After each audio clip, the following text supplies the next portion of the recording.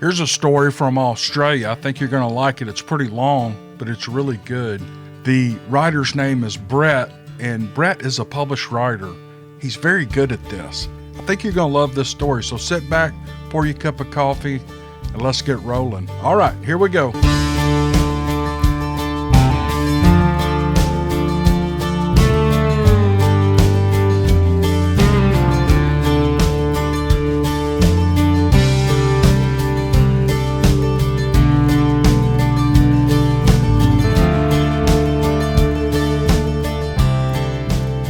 I thought your listeners might enjoy a story from down under and from someone who has experienced that big hairy bugger who is, according to most of the world, not supposed to exist.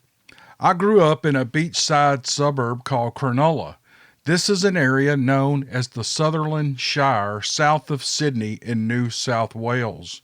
Cronulla is on a peninsula surrounded by bays and coves across from the Port Hacking River by Bait Bay, only a few kilometers from Kurnell, where Captain Cook first stepped ashore, much to the chagrin of the locals.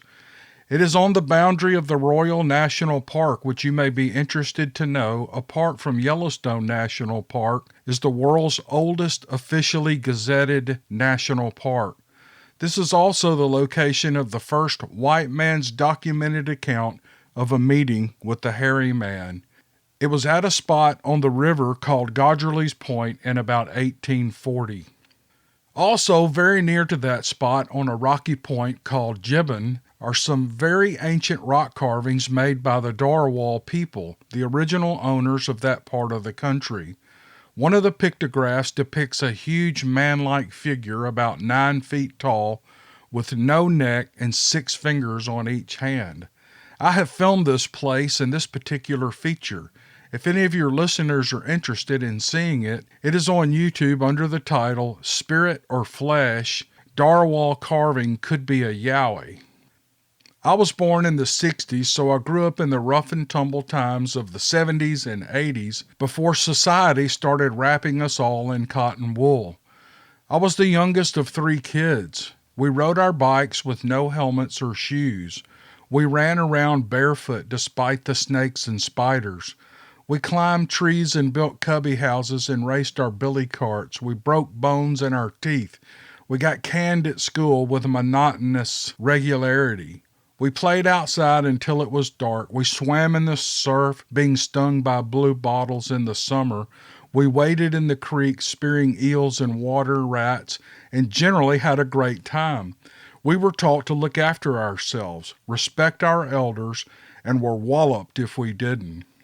My mom and dad were the epitome of the proof that opposites attract. Dad was a boilermaker who had served in the Malayan campaign with the Royal Australian Air Force before being seconded to the British SAS as a commando. He was also a semi-professional boxer and very nearly represented Australia in the 1956 Olympics held in Melbourne, Australia. He was a tough bloke, but very kind, and although he wasn't a great husband, he was a great father, and he taught my brother and myself fishing, fighting, and outdoor skills from a very young age. My mother, in contrast, was a devotee of classical music, a well-known and respected astrologer and esoteric theologian, and other times she may have been called a witch. In fact, some people did call her that. She was a big influence in opening my mind up to things in our world which exist on other planes, and this would come to play a large part in my life later on. So I was the son of a white witch and a pugilistic trained killer, 1 foot firmly planted in each world, entirely open to and believing in the spirit world, and yet firmly grounded and pragmatic. My attitude has always been seeing is believing, but also believe that there are things that we can't see. My parents divorced when I was about 9, and I didn't see my dad for quite a long time. When my brother and I were finally allowed to spend weekends with him, our favorite thing to do was to go away on hunting trips. It wasn't my sister's cup of tea, and so she never came.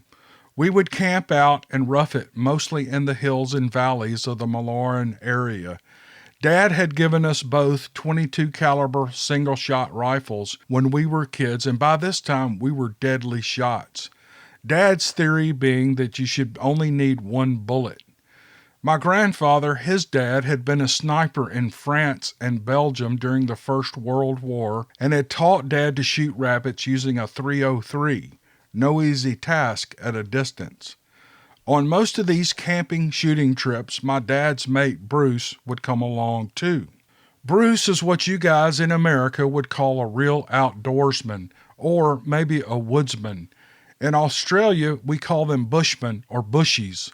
Imagine a cross between Daniel Boone, Indiana Jones, and Crocodile Dundee. This guy was my hero. I was about 11 years old at the time. He was as tough as they come, and these days they might call him an adrenaline junkie. But he just loved doing crazy, risky stuff like hunting razorbacks, which are very dangerous and sometimes deadly, wild boar, from horseback using homemade lances, or sometimes jumping from a speeding trail bike onto them and stabbing them with a Bowie knife or bayonet. Woo, this guy was nuts. His body was a road map of scars. He was missing one eye from an air rifle slug that was still embedded in his skull, and he had lost the sense of smell as a result of too many snake bites. I only mention this particular bloke because he was the first person to ever discuss yowies with me. Yowies are what we generally call the big hairy guys, the antipodian cousins of your Sasquatch or Bigfoots, or is it Big Feet? There are 3 types here that I know of. The beast type, which are huge and bloody nasty, a medium yet still massive type which may fit into the sort of creature known as Patty and made famous in the Patterson-Gimlin footage, and the third is the Jungidee, or the brown jack.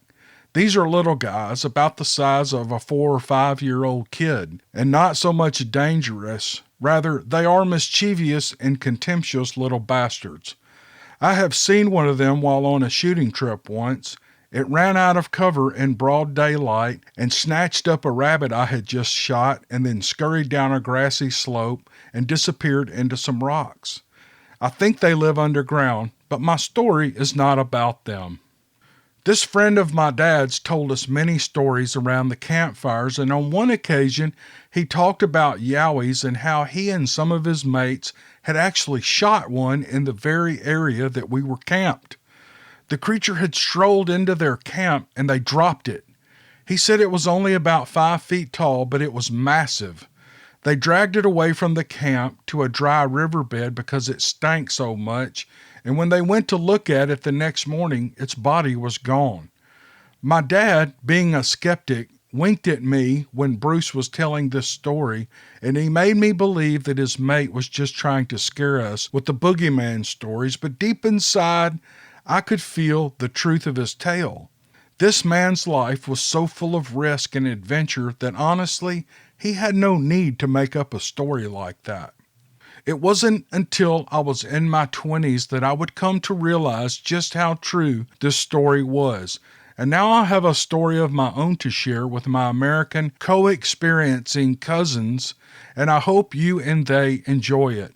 Every word is true, so I will cut to the chase. There is a tiny little town in the Murrumbidgee River in New South Wales called Wee Jasper. It is a long way from anywhere on the back road to Tumut and to Canberra. Not many people go there because there's nothing there but mountains and gullies and a few sheep stations in the lowlands. A creek runs through the foothills, but in high country there's not much water except for a few claypan water holes and some little runoffs when there's a good rain. There are some pretty cool caves that attract those types that like that sort of thing, and the odd prospector panning or sluicing in the bottom creek for gold, but generally it's pretty devoid of people except for a few hunters like me, timber getters in the pine plantation sections in the highlands, and people passing through. I guess that's why I loved it and started going up there in the first place, despite the 4-hour drive. It's not the outback. It's just the bush. The outback is way out west, the red dirt country across the Great Dividing Range. In contrast, this area is good green country compared with that. I would often go there in all seasons, mostly with my mate Zappa, who was a bow hunter. At this time, I generally used my K98. This is a 7.92 millimeter German Mauser, the go-to gun for the Nazis during the World War II, a very powerful, accurate, and devastating rifle, easily superior to many of the Allied weapons our blokes were using. German engineering at its best. I once shot a kangaroo that was standing behind a pine tree a foot thick. I just shot the tree. The bullet went straight through and almost took the roo's head off. After seeing that, my mate put away his bow and he bought a rifle, an American M1 semi-auto carbine to be exact. I thought it was hilarious going from a bow to what was practically a bloody machine gun in one jump, but that was Zappa, all or nothing. One time in late autumn, myself and Zappa decided to take a trip up there with two blokes we were friends with who also lived in the same block of flats we did in Cronulla. They liked our tales of hunting and wanted to see the place too and just get away for a bloke's week. We had all the comforts of life with us. We all piled into Zappa's old high-ace work van with enough supplies to easily last the week. I gave the other blokes a couple of 22s I had laying around so they could plunk away at bunnies or cats or whatever, and we set off after work on Friday afternoon. As it was not yet winter, the sun didn't set until around 7 in the evening, so we figured we could make the run and set up camp before it was dark. Usually, me and Zappa, who has a real name by the way, it was Andrew, but only his girlfriend and his mom called him that, would camp high up in the hills where the pine forest met the old sclerophyll or eucalyptus forest on a little billabong we called the Dead Hole. It was a rough spot but way off the road, and the game would come to drink in the evening too, so we could always pick off a duck or a roo for the pot without trudging too far through the bush.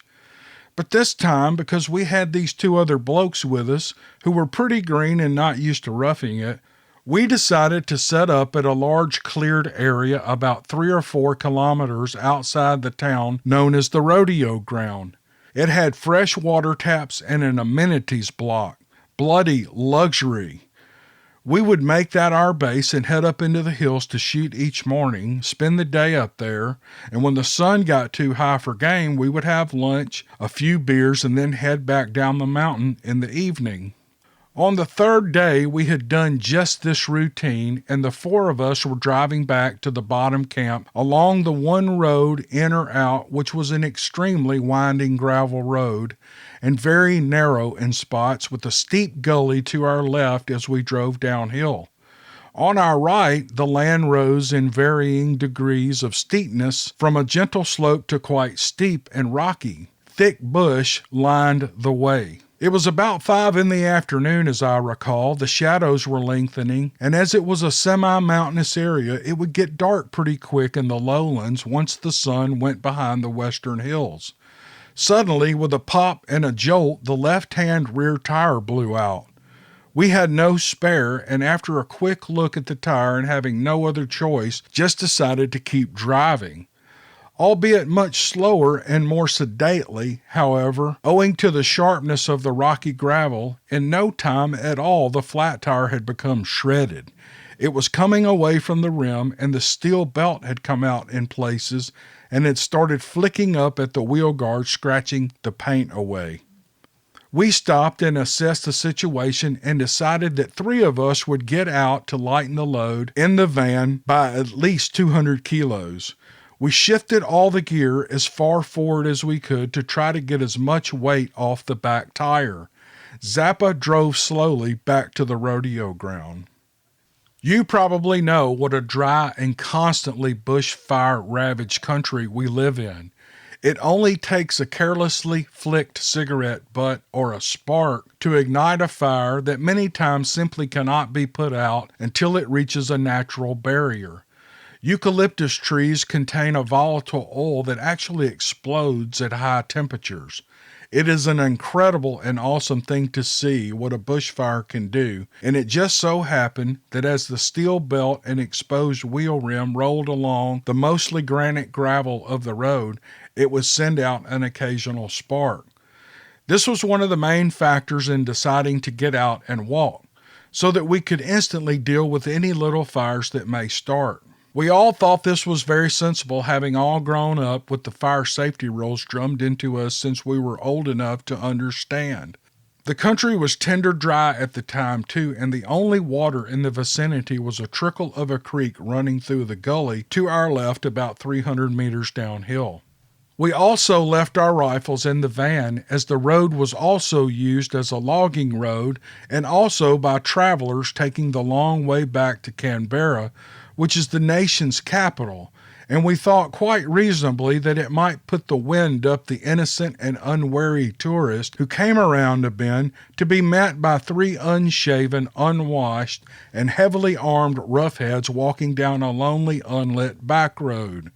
The only thing we had on us was 2 sheath knives and a very small and almost dead torch from the van's glove box to help us light the road when it got dark. We knew it was a 10-kilometer walk, and therefore it would be plenty dark by the time we got back to base camp. So we walked and we walked and we trudged along, just talking about anything and everything like mates do. Zappa drove slowly ahead, and at first we kept up pretty close with him, but with every minute he got further and further ahead, and before long he was out of sight winding down the mountain. It started getting darker and cooler, and at some point along our road I began hearing a heavy crunch in the bush up the hillside to our right. On its own, and in short doses, that sound in the dry Aussie scrub isn't a rare thing at all, because a kangaroo hopping past can and does sound very close. At times, exactly like heavy footsteps, especially when they're just loping around slowly, and when they get up and fly, they can jump 12 feet at a time, and that sound is different again, of course. So we kept on walking and talking. In a very short time, I asked my mates to shush up for a second so I could listen to what, as it turned out, we had all been hearing but ignoring on purpose. The crunch had been keeping pace with us for the last half a kilometer or so. A roo wouldn't do that. They hop a bit and stop and feed, and then hop a bit later, and then never follow people, as they are kind of like your version of your deer. Timid and general, flighty things in groups called mobs. So we stopped to listen, and the crunching stopped too. We looked at each other and said, "Just a bloody big old roo," or words to that effect, and recommenced our walk. But before we had time to even start another conversation, the crunching heavy footfalls began again. So we stopped again, and they stopped too, and now the vibe totally changed, and we all thought, "That's just weird, mate." We started walking, and yep, you guessed it, so did whatever was out there. The bank on the side of the track was in places about 4 or 5 feet high, sometimes even above our heads, kind of like a riverbank if you get me, where the grader had carved away the hillside when the road was made, and the bank was eroded in places with deep gouges from flood water coming down the hill, and roots protruded the bank along its length. We stopped, and our follower stopped. It couldn't have been more than 20 or 30 meters from us. It was staying with us on every turn and twist of the way, and now we were somewhat disconcerted, you might say.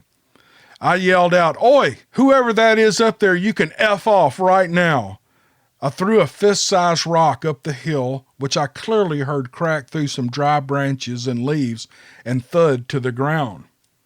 We waited for a moment and started walking. Again, the heavy footfalls began again. Not behind us by any measure, but beside us. We would stop, and it would stop, and this infuriating routine kept up, and now I realize that begging the sun not to set hadn't worked, and it was now dark. We clearly had a big and heavy animal walking through the bush, listening to us, and for all we knew, watching us. It was dark and getting darker. We were unarmed, apart from the 2 knives, one on my belt and one on my mate Todd's belt, and we had another hour's walk ahead of us. We had all been in happier moods and in better situations, I can assure you. We had no other way to go but this one narrow road. No other choice but to keep walking, so that's what we did. After a short while, myself and my mate Brian, a big bearded lump of a bloke, afraid of very little and also a professional herpetologist, began to call out to this thing out there. To be honest, it was an attempt at keeping our own spirits up much more than an attempt at trying to scare or discourage that thing. We began swearing at it, things like, "Just F off, will ya?" and general obscenities that we frequently used in everyday conversation. It became even silly, if you can understand that. We were flummoxed and not a small bit scared, but what could we do? Then our yells and abuse turned to things like, "Hey, Bigfoot, what's your problem, dude?" And we began laughing and trying to out-funny each other. The third of our trio, however, was in a very different condition indeed. He was very scared. No, he was shit scared. I don't know if it had any bearing on why he was so scared, but Todd was half Aboriginal. The Aboriginals of Australia are the closest continuous native race in the world. They came down from southern Asia when the Gondwana land bridge was still in place, bringing their dogs with them, which are now our native dingoes, somewhat like a coyote in size, but looking more like a rangy, fitter kind of yellow wild dog. Carbon dating of anthropological specimens has proved that the Aboriginals have been here for more than 80,000 years and quite possibly even more. They know this country and the country is them.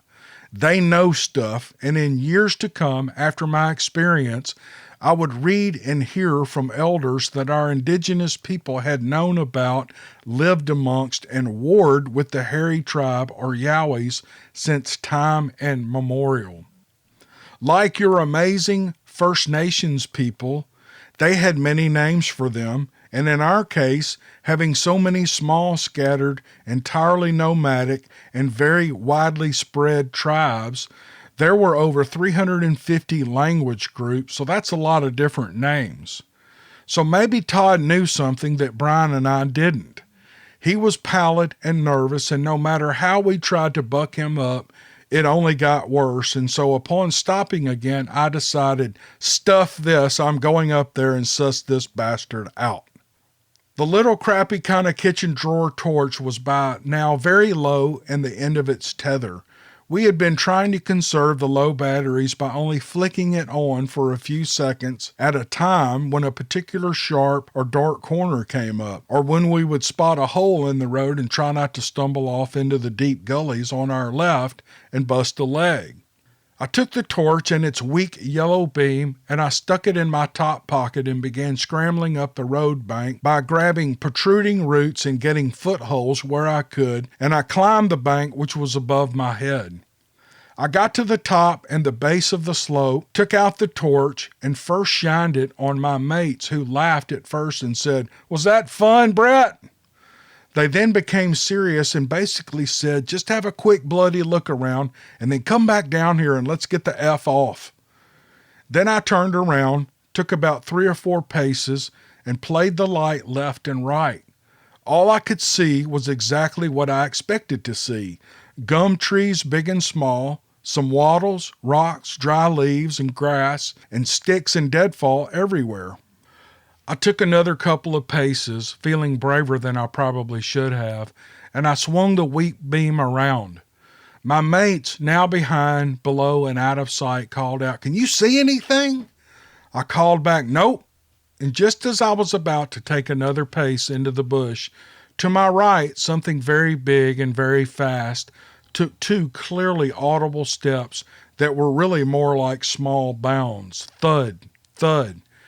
And then with a crackle of leaves and twigs jumped behind a fairly large granite boulder that stood beside a bloodwood tree about 2 feet in circumference. I took that one more step and shone the light right at the spot where I clearly heard and saw something go. Then it leaned out and it looked at me. There, at the very end of the beam, not 30 feet away, was a thing that took my breath away, literally.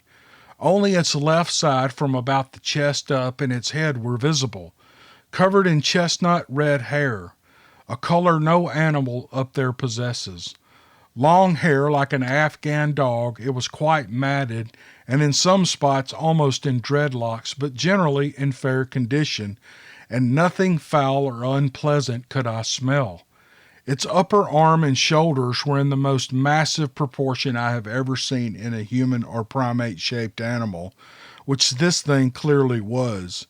Its head was large, about 1.5 times the size of mine, but even then it looked small for its body, and it sat hunched into shoulders that made Arnold Schwarzenegger in his day look like a wimp. Its jaw was squared off and massive, and its eye sockets were very deep set, so much so that because of the crappiness of my torch, I could see no eye shine, just 2 black holes and an occasional glint from their depths below the brow that swept up and sloped back. The hair on its face was sparser than that on its arm and chest, and the light made the skin on its forehead and face look like a dark gray, but it was very hard to tell. Even though it was crouched down and peering at me and partially hidden by the rock, it was still level with my chin, and I knew very well that if this thing stood up, it would be much nearer 8 foot than 6. I would even go as far as 9 feet tall. At this point, the fear suddenly left me and was replaced by a feeling more like wonder. Wonder with a bit of shock mixed in. My mind and heart were in a race. My logic files were all messed up, and it was a bit like reality having a short circuit. I spoke out to it saying, "There you are, you bastard. I can see you. You know I can see you. Stand up. Go on, stand up." I said other things too, but I can't honestly now remember what they were. But the Yowie, for that is what I knew I was looking at, didn't budge. It just stayed where it was, breathing. Its breath was loud, especially on the exhales, a little like sort of a fast exhale of frustration. I think this thing just wanted me to basically go away. I could see the hair on its left pectoral muscle move up and down as it breathed, and I was almost in a trance looking at this thing that supposedly did not exist and was a myth, a big native boogeyman made up to keep the kids from wandering off in the bush. Now I was looking at one, and that was all the proof that I needed. Seeing is believing, right? I mean, it's undeniable. When there is a physical breathing animal in front of you and you are not more alive and aware than you have ever been, every sense razor sharp, you know that it's real, and it was marvelous, absolutely marvelous. Oh, my kingdom for a better torch and a camera, I later thought. Time seemed to slow down, for although it was only probably about 2 minutes or so that I stood there, playing the pale light over this thing, straining my eyes to pick up any details that I could.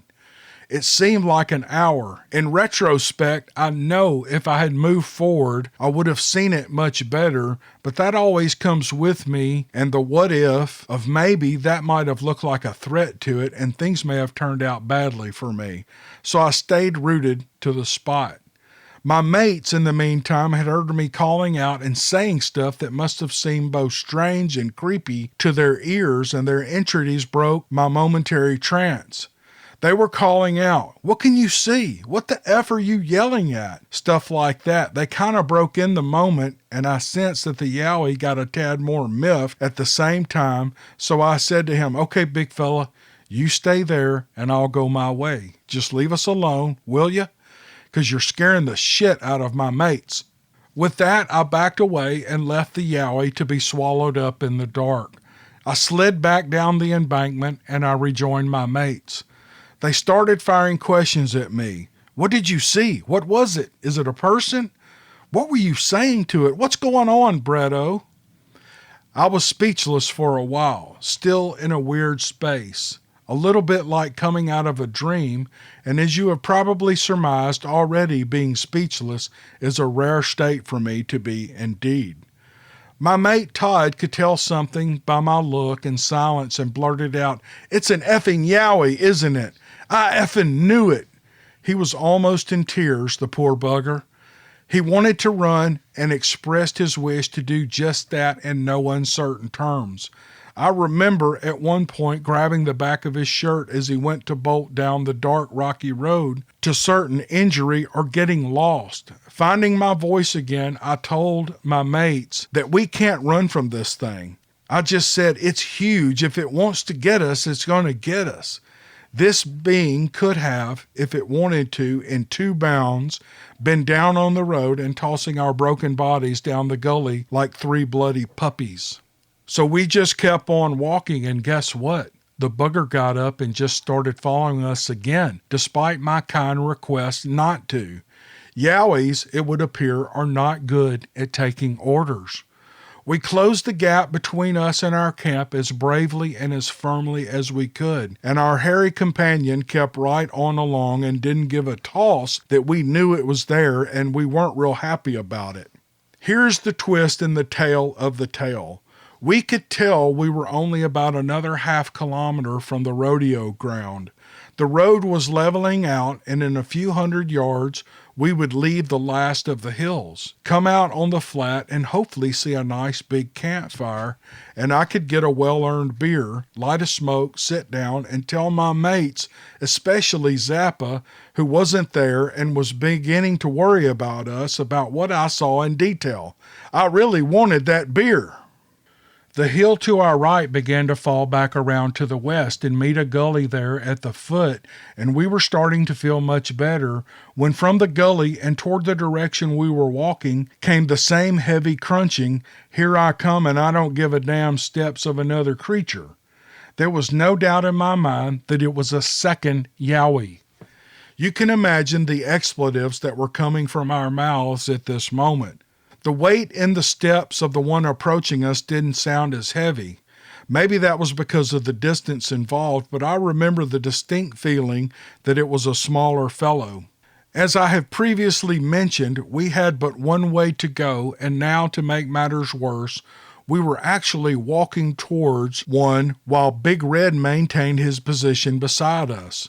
For a blood-chilling brief moment, it felt to me as though we were being herded into a pincer movement type of an attack, but now we were so close to the camp we could smell the smoke and see firelight flickering and dancing on the white side of Zappa's van a few hundred meters away.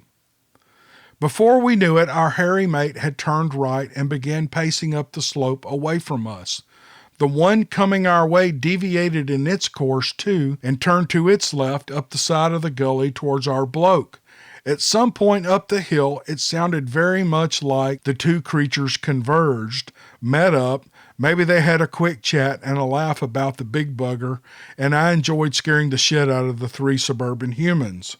As it was, that was the end of the night's shenanigans.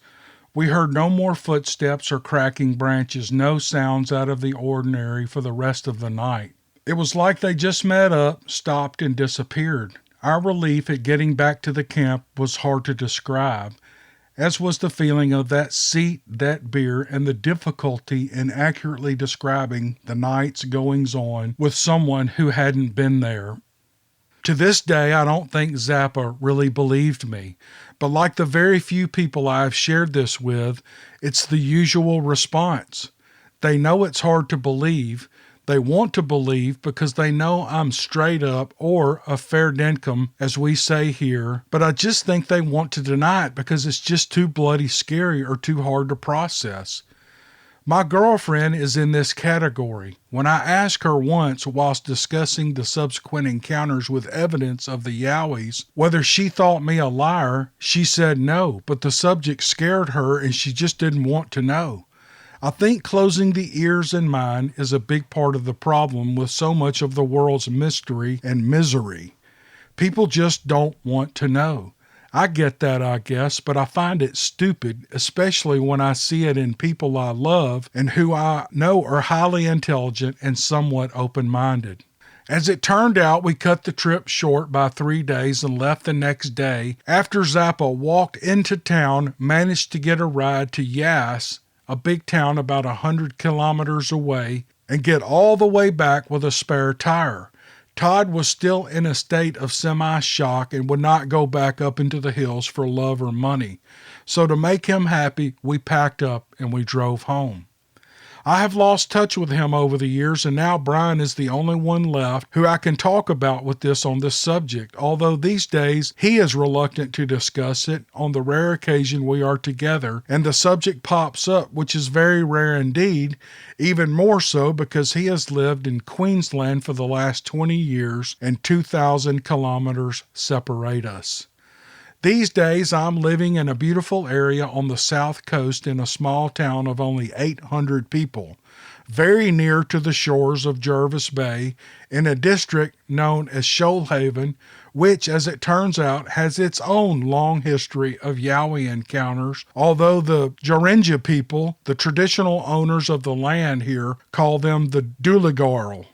I'm now 53 and I'm very much more well informed on the subject, having become part of a small, widespread, but very pragmatic and serious group of cryptozoologists. My town is bordered on 3 sides by vast tracts of bushland and on one side by the sea. I personally know of 3 individual Yowies in and around my area, distinctly different from each other by their size, prints, habits, etc. One has 2 toes, a female with a deformed left foot. I'm pretty sure she is the mother of Junior, who likes to break trees right off behind the ones she breaks in a perfect straight line. He is growing fast. The big male in the nearest vicinity I've named the Pusher.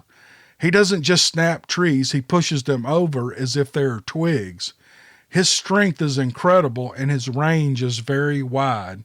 His prints being found further south in a town near Ulladulla, about 100 kilometers south of here. Like the Aboriginals, I believe they are largely nomadic. Food or water in this country is nowhere near as abundant as it is in North America. We have no flourishing berry bushes, for example. Our country is mostly arid, so water is hard to find, and big predators must move around as the food affords itself. Luckily, in my area, there is 1 or 2 sources of permanent fresh water and an abundance of game, mostly kangaroos and wallabies, but also some edible plants and a lot of birds and shellfish. So it is possible that a few in my vicinity are able to make a more permanent home. I hope they do, and I'm pretty sure they know me by now and wouldn't hurt me. I make a point of always carrying the same red camera bag, and I always whistle the same tune when coming into their territory. Sometimes, if they are around, they will make a sound when I'm entering and again when I'm leaving. I take that as a good sign. It's just as well, too, because these days our national gun laws are about the strictest in the world. I always get a tad jealous when I hear people say in your stories that they never go out without a rifle or a handgun. We simply cannot do that anymore. So I head out whenever I can into the bush completely unarmed but for a knife. It can be a bit worrying sometimes when one knows of the power of these creatures and what they are capable of. I know for a fact that they have killed more than a few people in the Blue Mountains over the years and up in Queensland as well. I think, just like people, there are bad ones and good ones, and that night up near wee Jasper, we were lucky to get a good one, who, now that I have mulled it over and even discussed this encounter with an American gentleman well known for his knowledge on the subject of Sasquatch, have come to the conclusion that Big Red was just escorting us out of his patch, moving us along, aware of our fear, and using that to herd us down from his mountain, but at no point, even when clocked and sworn at, did he or she ever threaten us with violence. We were just bloody lucky, I reckon, very lucky, not just because we were unmolested, but because I had that experience that changed my life for the better and has taught me much since about what is possible in this big wide world and how much there is that we still don't know. Well, that's my story. As I live and breathe, it is all true. Your listeners may discount it if they will, and that's fine with me by all means. I'm not writing this to win friends or influence people. It's just something that happened to me one night, and I wish to share it with you and your listeners. Thanks for the great work you do in providing a forum for people to tell their tales. As so many of your audience will know, even our closest friends and loved ones scoff and laugh at us when we confide in them on experiences like this. It is sad but true, and your channel is a great place to get these things aired, and your non-biased, understanding attitude makes it even easier for reluctant people to come forward and open up without fear of ridicule. You are one of nature's true gentlemen. Well, thank you. I will write my second and shorter tale at another time, and you may want to read that to your devoted listeners at some point too. I am one of them. Good day to all of your listeners from the great southern land. Kindest regards, Bretto.